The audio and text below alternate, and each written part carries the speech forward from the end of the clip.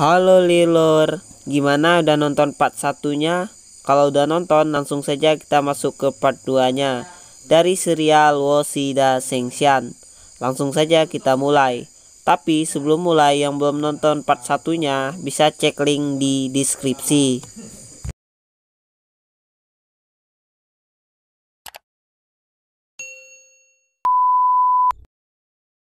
Lalu Shu'ar pun sangat tersanjung karena pujian dari si Jiang.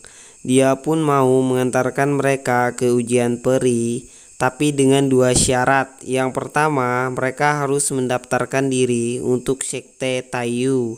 Yang kedua, masing-masing mereka memberikan 50 tahun jiwa kehidupan kepada Shu'ar. 我们先考取得什么样的成绩？3位必须报考我太岳门。好啊好啊，我最敬仰的就是太岳门啊，没问题没问题。第二嘛，这驱动福禄鹤需要消耗大量的寿元，赔本的生意本姑娘可不做，每人交给我50日寿元。 Lalu si Jiang pun menerimanya, tapi si Jiang juga mengajukan syarat, yaitu jika si Jiang dan saudaranya gagal di ujian peri, Shu'ar harus mengembalikan jiwa kehidupannya kembali.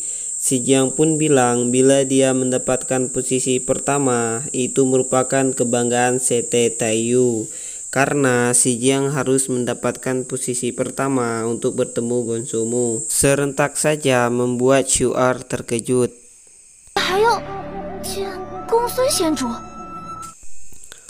Lalu pada saat mereka terbang menggunakan burung kertas dari sekte Taiyu, terlihat keempat paktung sekte utama. Shu'ar pun menyebutkan nama dari keempat sekte utama, yaitu Taiyu, Shipeng, Yuling, Xuanhui.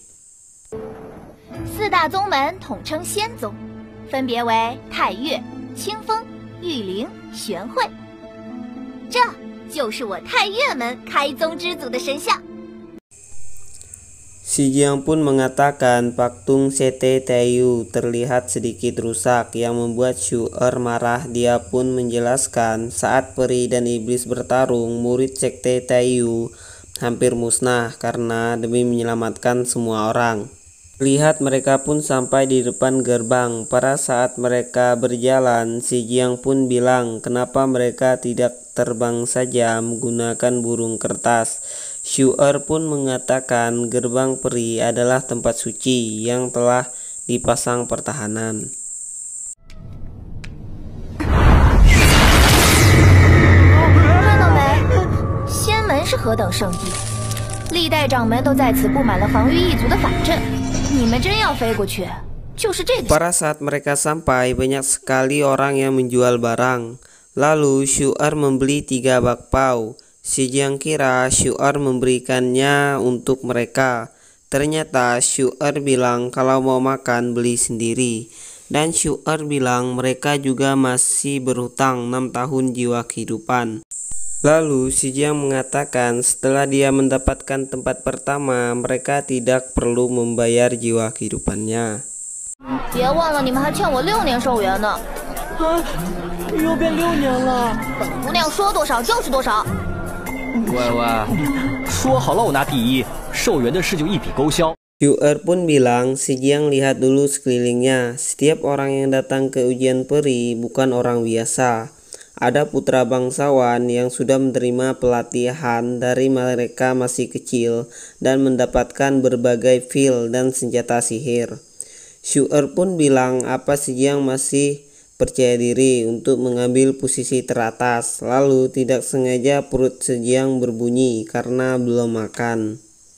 Dan tiba-tiba ada seekor gajah yang membawa Suo Songyu, tuan muda kedua dari keluarga Suo, yang membawa kue beras. Untuk mendapatkannya harus mengucapkan sepatah kata untuk memuji keluarga Suo. 龙宇少爷发话了，只要能说出1个赞美左家的词儿，就赏米饼1个。你们只要讲出1句赞美我左家的话，便可领米饼1个。记得，不可重复哦。 Serentak semua orang pun memberikan kata pujian kepada keluarga Suo, dan terlihat seorang mengatakan mereka terlalu banyak mengulangi kata pujian yang sama, yang membuat Songsan pun marah karena dia tidak mengulangi kata pujian dan tidak mendapatkan kue beras. Suo Songyu pun mengatakan di dunia Suo tidak ada pepatah yang bodoh seperti Songsan, dan mengatakan dia juga manusia yang rendahan, yang membuat Suo Songyu menghukumnya. 怎么露出牙来了？看你这样，你老娘也应该没什么教养吧？不许侮辱我娘！这小子居然敢跟祖宗对抗，他不要命了吗？这么想吃米饼是吧？本公子成全你！ Terlihat semua orang terkejut karena dengan kepintarannya Si Jiang memberikan kata pujian yang sangat panjang dan membuat semua orang terkesan oleh pujiannya. Lalu dia pun memberikan kata pujian dengan bahasa asing yang tidak mereka ketahui, yang membuat Suo Songyu memberikan 3 kue beras saja. 少爷，最后这几句词儿是什么意思啊？文采不错，来人，赏他3个米饼。 Lalu Si Jiang pun mengatakan keluarga Suo banyak bisnis, kenapa pelit sekali? Si Jiang bilang, bukankah mengatakan satu kata sama dengan satu hadiah? Si Jiang pun mengatakan harusnya kue beras itu menjadi miliknya sekarang. Terlihat Songsan pun terkejut melihat Si Jiang, Tiden dan Erci masih hidup. 27，你们还，哼！ 没想到我们还活着吧？ Suo Songyu pun mengatakan berani mengajari dirinya, dan melihat Songsan mengenali Si Jiang, dia pun menyuruh prajuritnya memukuli mereka sampai mati. Lalu tiba-tiba Xiu Er pun datang menyelamatkan mereka. 我太原门考生，我苏月定不饶他。 Lalu Tuan Muda Suo Songyu memberikan perintah untuk menangkap mereka semua, dan karena kepintaran Si Jiang, dia pun berhasil membuat peserta di sana memberontak kepada Suo Songyu. Kemudian Suo Songyu menyuruh prajuritnya untuk memberikan seger perintah kepada gajah untuk menginjak peserta yang memberontak kepadanya.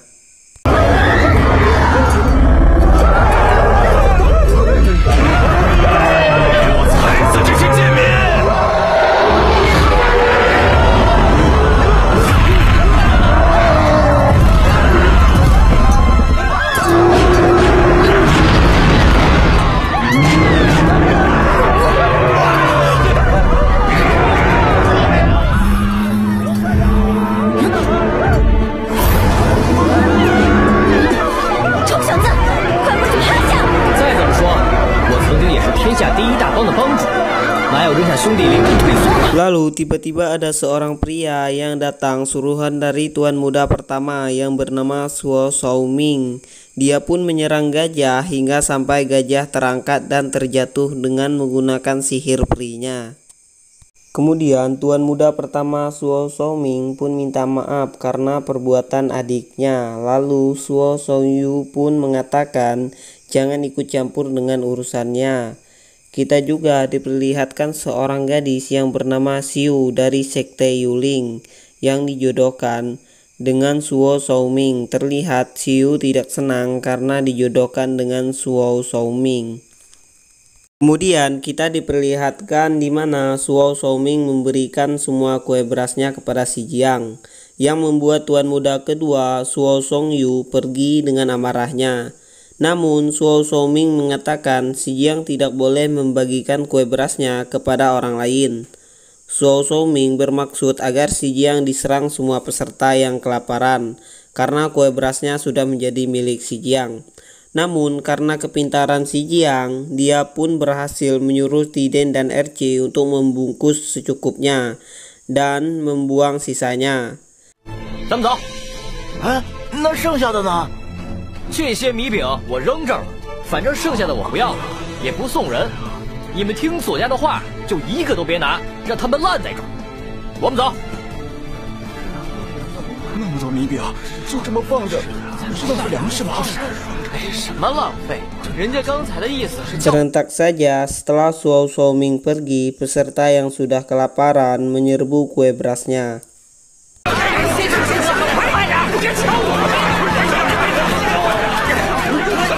Lalu scene berpindah di mana si Jiang, Tiden, Erci dan Su'er sedang makan kue berasnya. Kemudian Su'er pun memuji keberanian si Jiang yang sudah menyinggung keluarga Suo. Si Jiang pun bertanya apakah yang dia lakukan barusan itu salah. Su'er pun mengatakan kerja bagus. Serentak saja membuat mereka mentertawakan Su'er. Kemudian terlihat Songsan memegang tangannya. Dia kelelahan karena belum makan. Lalu si Jiang memanggil Songsan dan melemparkan sekantong kue beras kepada Songsan. Si Jiang pun bilang dia hanya ingin membalas kebaikan neneknya dan si Jiang pun pergi.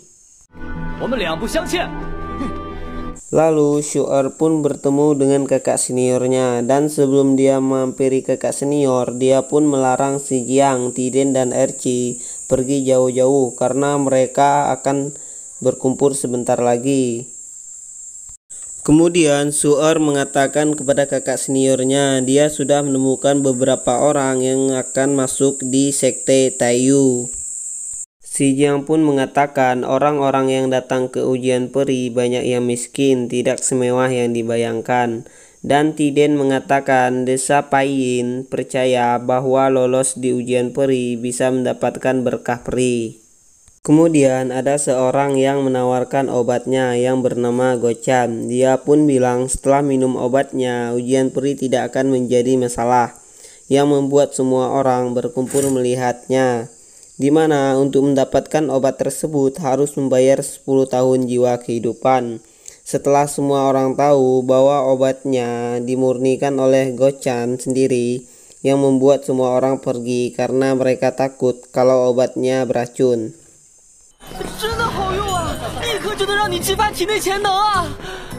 Lalu si Jiang pun menanyakan apakah obatnya hebat seperti yang dikatakan Gochan. Namun Tiden dan Erci melarang si Jiang menggunakan obatnya dan mengajak si Jiang pergi. Namun Gochan mengatakan bahwa obat yang dia murnikan diwarisi dari nenek moyangnya dan mempunyai efek samping yang kecil yang membuat si Jiang tertarik ingin menggunakannya.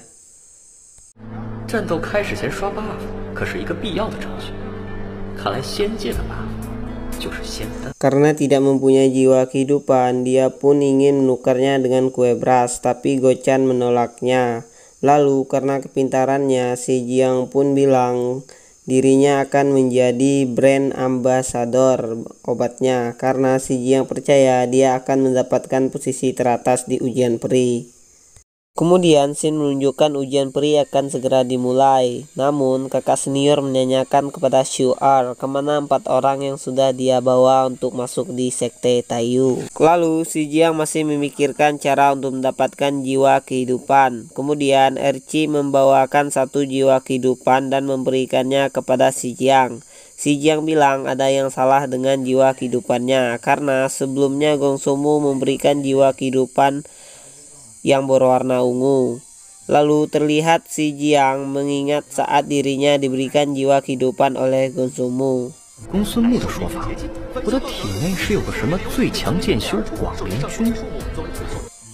Lalu tiba-tiba Su'er datang dan menarik telinga si Jiang karena mereka belum ke tempat ujian peri.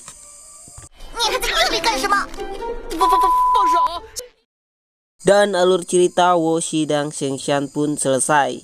Nanti kita lanjut ke part 3-nya ya.